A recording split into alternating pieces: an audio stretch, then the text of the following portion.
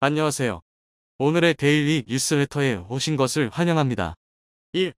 콜롬비아 정부 한국화 프로젝트 공식 선포. 2. 일본 G7 퇴출 확정. 3.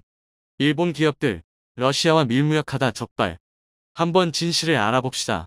가까우면서도 멀리 있는 남미의 작은 국가 콜롬비아에서 한국화 프로젝트가 진행 중이라고 하는데요.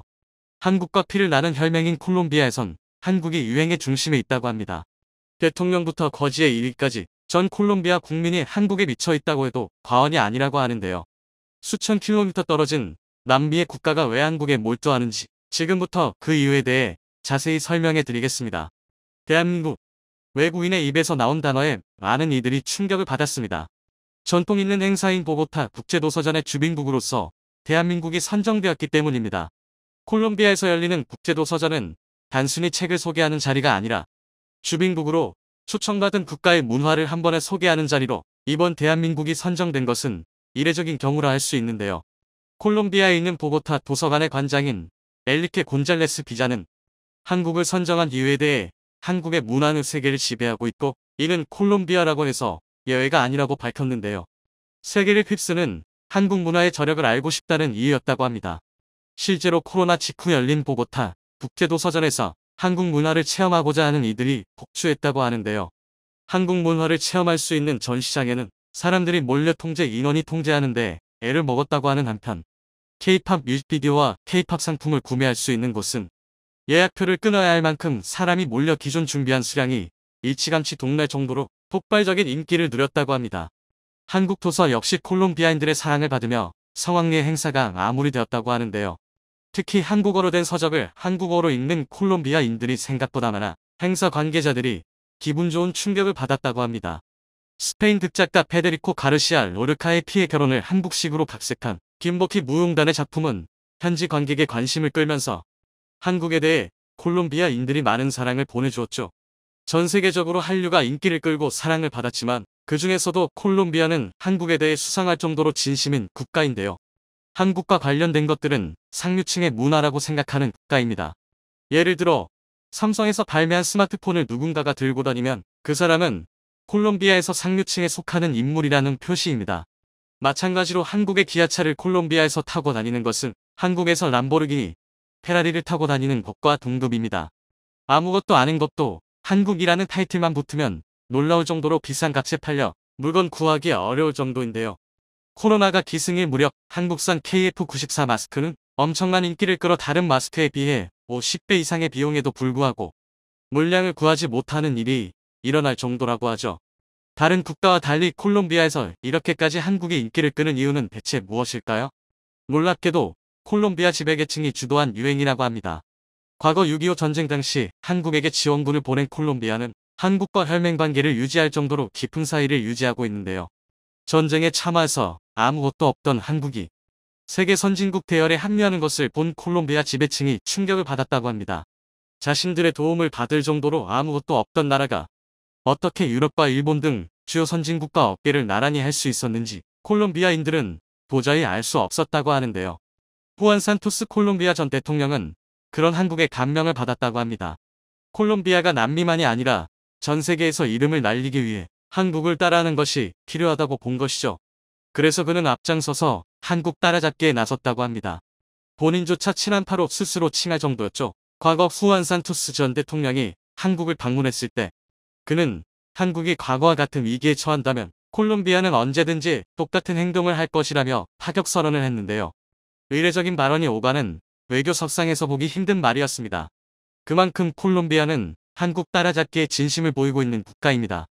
그의 후임자인 이반 두케 마르케스 대통령 역시 한국을 방문해 한국이 보여준 우위를 잊지 않겠다고 말하며 혈맹인 한국에 대해 의리를 지키겠다고 선언하기도 했죠.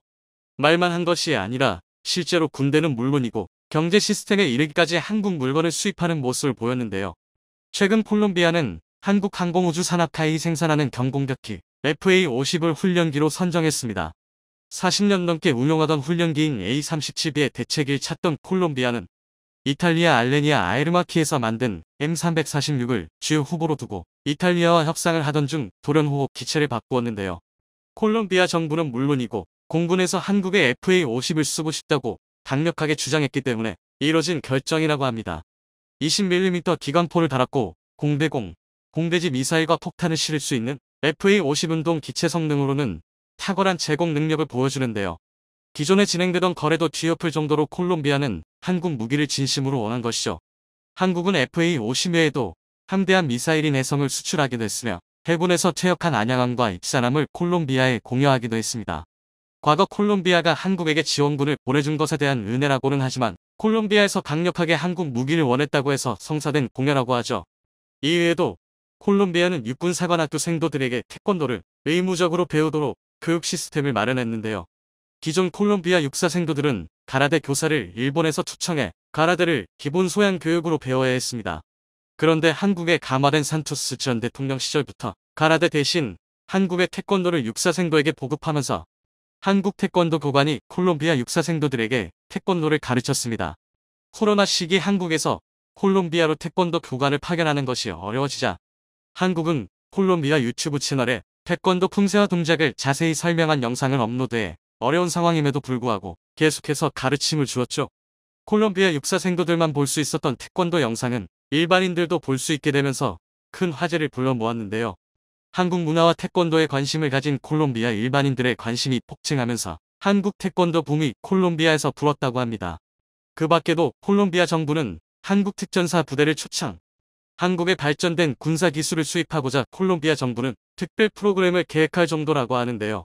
심지어 콜롬비아 군에서는 태극기를 개양하며 한국군과 비슷한 수준의 군사 운용 능력을 갖추기 위해 한국 육군의 훈련 방식을 그대로 도입한다고 하죠. 이처럼 콜롬비아는 군사협력 외에도 한국과 정치-경제적 협력을 이어가며 한국의 선진 시스템을 수입하기 위해 정부 차원에서 노력하고 있는데요. 이번 두케 마르케스 대통령은 디지털 정부 도입을 위한 양해서를 체결하는 등 선진 한국의 시스템을 적극적으로 받아들였죠. 지난 OECD 국가들 가운데 한국의 디지털 정부 평가에서 1위를 거두며 효율적이면서 빠른 행정 처리가 세간의 이목을 끌었던 적이 있는데요. 콜롬비아도 한국의 디지털 행정을 배우고자 대통령이 직접 나서 인프라 설치는 물론이고 기술 도입을 추진하려 했던 것이죠. FTA도 체결하면서 한국과 콜롬비아는 경제 교류도 빈번한데요. 휴대폰과 자동차 부품, 승용차를 도입한 콜롬비아에서는 한국산 제품을 이용해 자국에서 자동차 산업을 발전하는 등 제조업 선진국으로 발돋움하기 위한 노력을 거듭하고 있습니다. 청정 에너지 교류에도 콜롬비아는 한국과의 교류를 통해 남미에서 선두 주자 자리를 차지하고자 했습니다. 콜롬비아는 탄소 중립을 위한 재생 에너지 사업을 활발하게 추진하는 한국의 재생에너지 정책과 사업 모델에 주목했죠. 특히 수소 경제에 깊은 관심을 보인 콜롬비아는 수소 생산맥, 수소, 모빌리티 분야에서 성과를 거두고 있는 한국 기업과의 양해각서의 모의 체결을 통해 기술 도입을 약속하면서 막대한 돈을 투자하기로 결정했죠. 과거 한국과 유사한 경험을 지닌 콜롬비아 가장 어려운 순간에 한국을 위해 피를 흘린 이 콜롬비아인들은 수십 년이 흐른 뒤에도 한국과 발맞춰 행동하는 등 선진국이 되기 위해 한국을 따라하고 있는데요. 콜롬비아에서 벌어지고 있는 한국 따라잡기 운동이 계속해서 좋은 성과를 거두길 기원하며 일본이 드러난 것만 무려 8년 동안 GDP를 조작해왔다. 신뢰성을 잃어버린 일본은 조작국이다. 일본 국토교통청이 건설공사 수주를 최근 8년 동안 조작한 것으로 드러났다고 아사히 신문이 13일 보도했다. 국회의사당을 앞에 두고 있는 곳으로 하늘 아래 부끄러운 줄도 모르는 조직이 중앙정부 부처로 움직이고 있었다.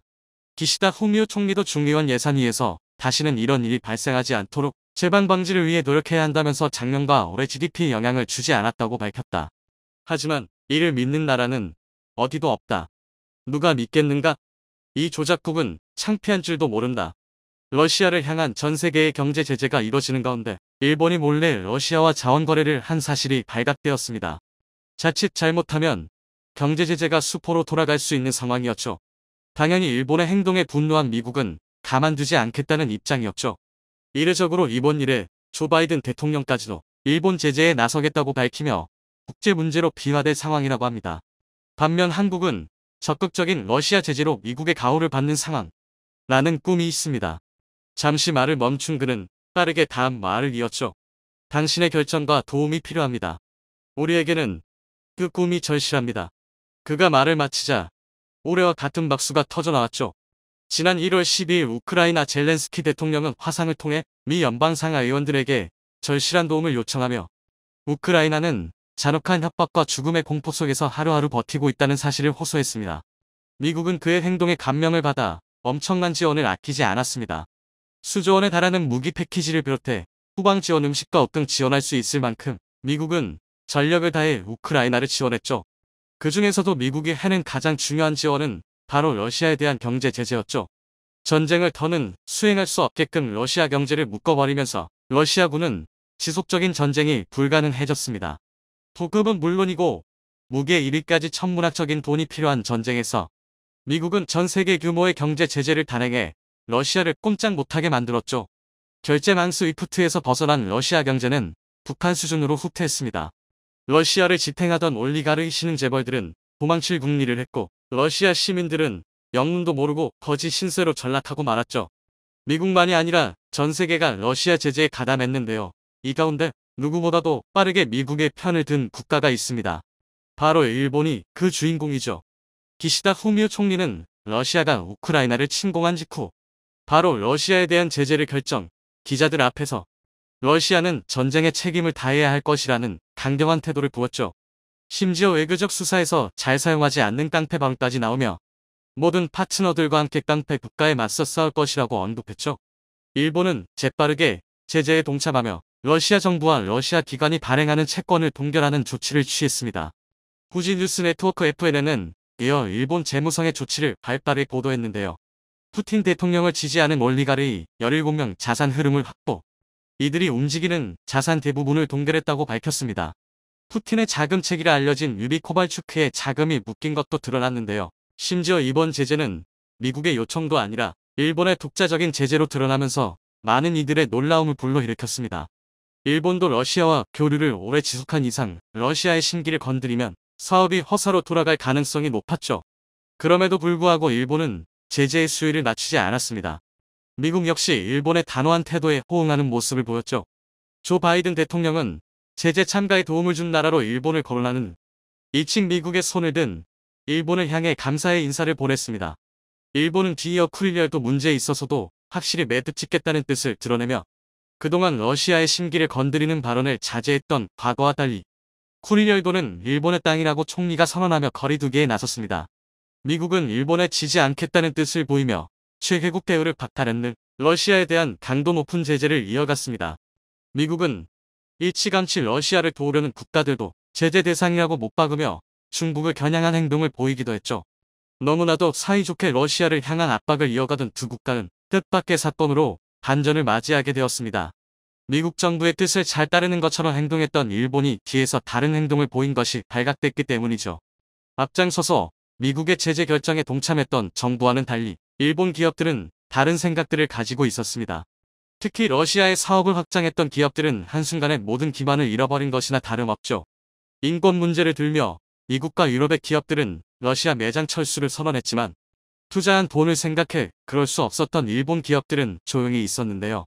하지만 러시아 제재에 동참해야 한다는 여론이 거세지면서 일본 기업들은 입장을 발표해야 했죠. 그 중에서도 패스트 패션의 선두주자인 유니클로는 난감했습니다. 2010년부터 러시아에 진출한 유니클로는 유럽 최대 규모 매장을 러시아 모스크바에 오픈하는 등 러시아 사업에 엄청난 공을 들이며 유럽 진출의 교두보로 러시아를 이용했는데요. 유니클로의 회장 야나이 타다시 회장 입장에서는 곤란한 상황.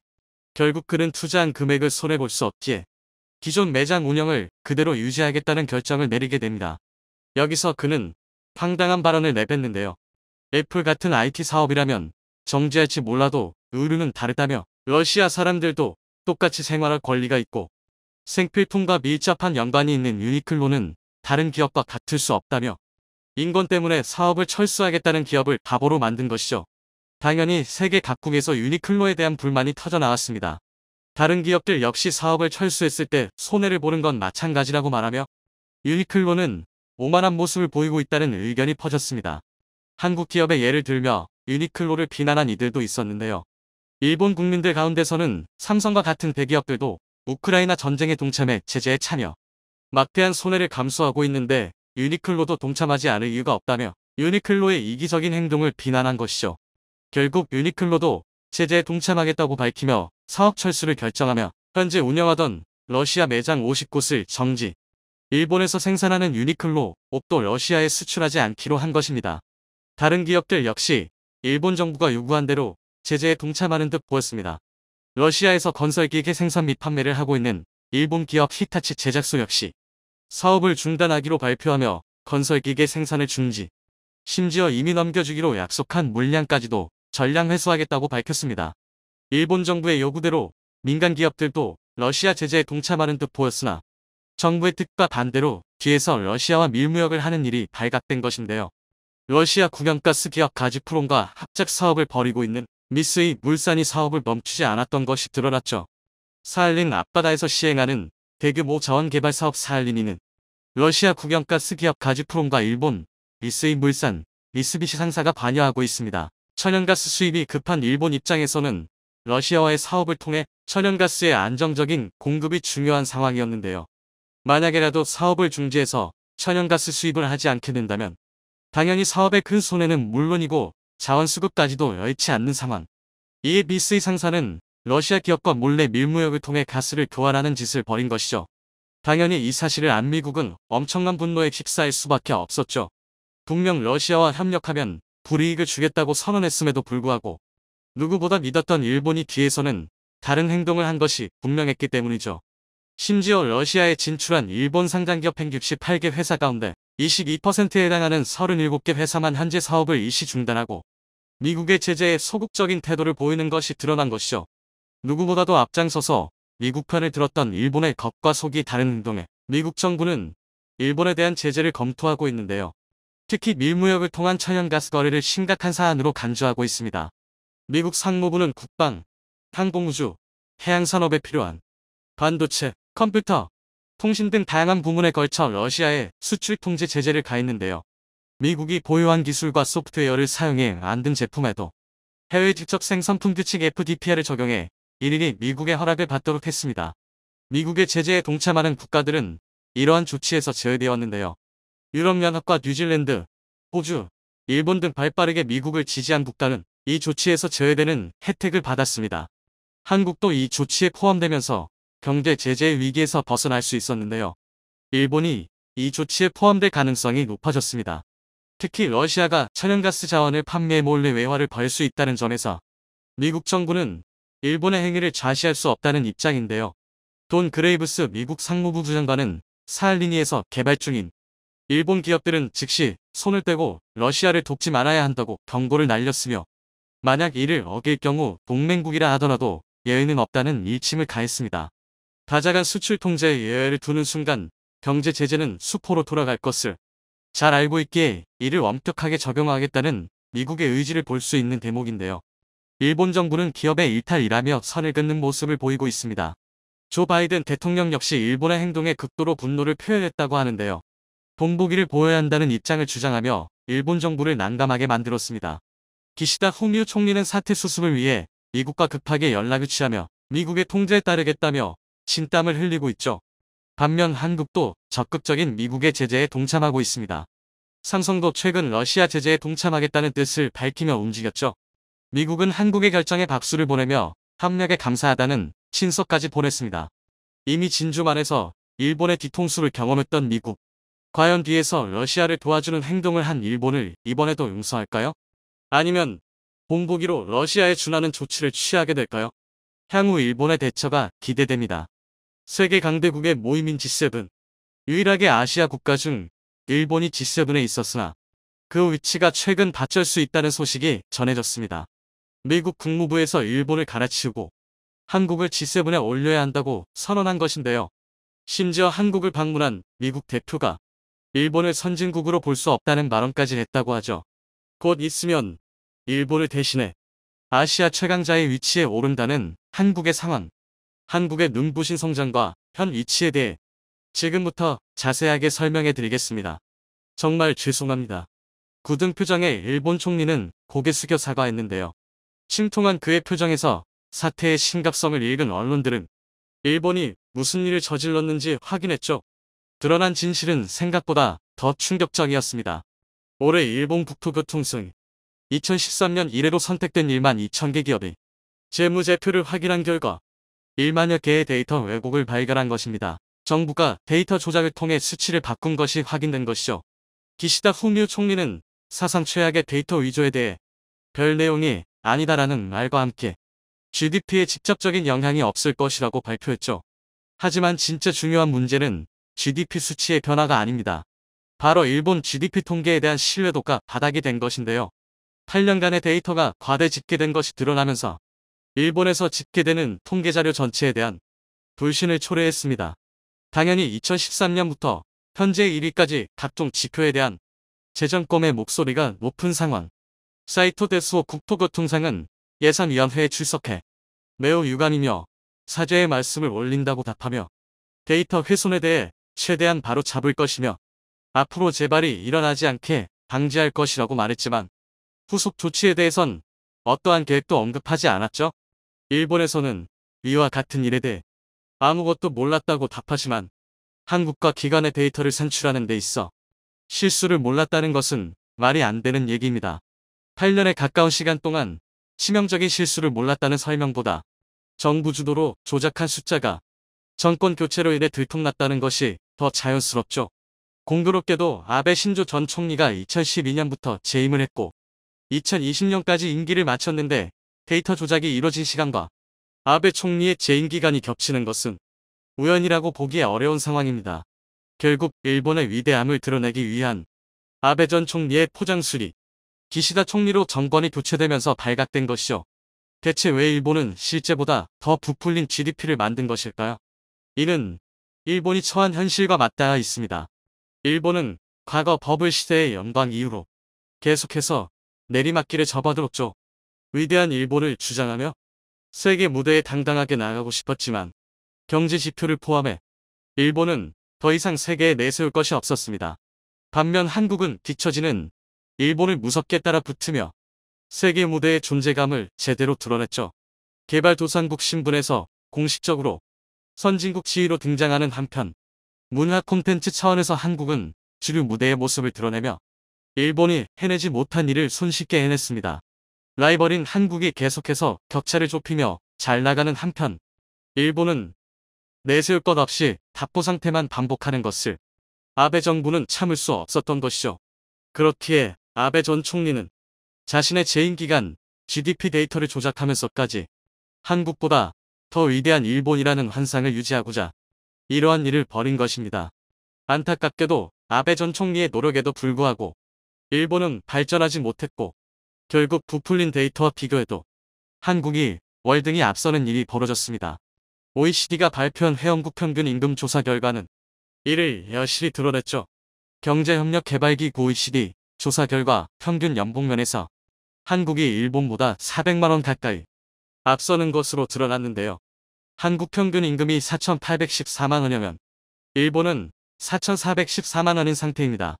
2000년대를 살펴보면 한국과 일본의 임금 비교에서 일본이 한국보다 100만원 이상 평균 임금이 더 높았지만 20년이 지난 지금 일본이 한국보다 400만원 뒤처진 현실이 드러났죠.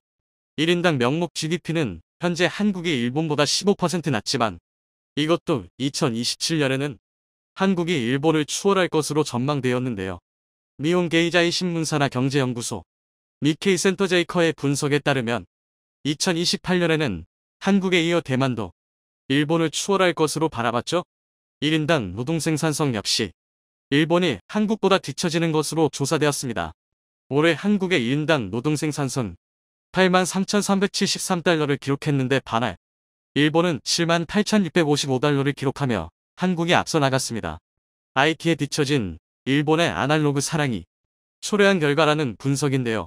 플랫폼 비즈니스와 IT 기술에 의한 부가가치가 기존 제조업보다 더 높아지면서 제조업 중심인 일본 산업의 생산성이 떨어지기 시작했죠. 그 결과가 1인당 생산성 하락으로 이어졌다는 분석입니다.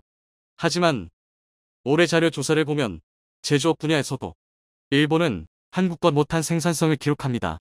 한국 제조업체 근로자의 1인당 생산성은 96,312달러를 기록했지만 일본은 95,852달러로 한국은 제조업 강국 일본의 생산성도 초과한 것입니다.